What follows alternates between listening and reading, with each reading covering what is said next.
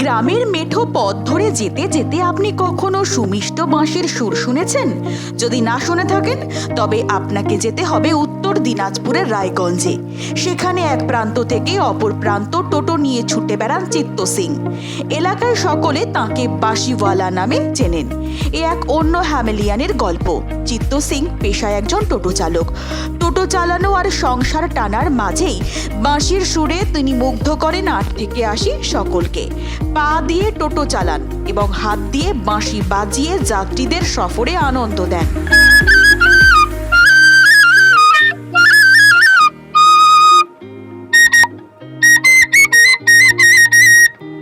এটা রাত্রিবেলা যায় না, জিনিসবে তখন ফাঁকা থাকে, তখন ওই পা দিয়ে টোটো চালাই, হাত দিয়ে বাঁশি বাজাই, লোকজন তো নাই, ওরকম চালাতে চালাতে এখন অভ্যাস হয়ে গেছে, আর কোনো ভয় নেই না।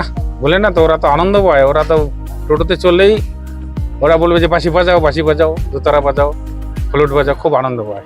তার সঙ্গে টোটো সফর করে বেশ খুশি হন যাত্রীরাও। আমাদের এদিকে যায় মানে বাঁশি বাজাতে টোটো চালাতে চালাতে, তো আমরা মাঝে মাঝে দাঁড় করাই এখানটায়, গান টান শুনি।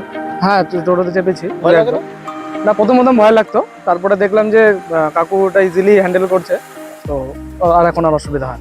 বাঁশিটাই ভালো লাগছে, বক্সের থেকে লাউড স্পিকার, ওটা কানে অনেকের অসুবিধাও হয়, আর বাঁশিতে তো মানে মধুর সুর হয়, বুঝতেই পারছেন, তো বাঁশিটাই বেশি ভালো।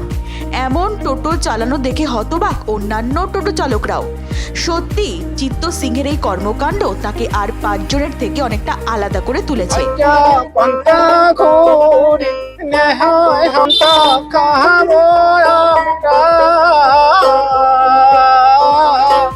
রায়গঞ্জ থেকে প্রিয়া গুপ্তার রিপোর্ট, দিন দর্পণ।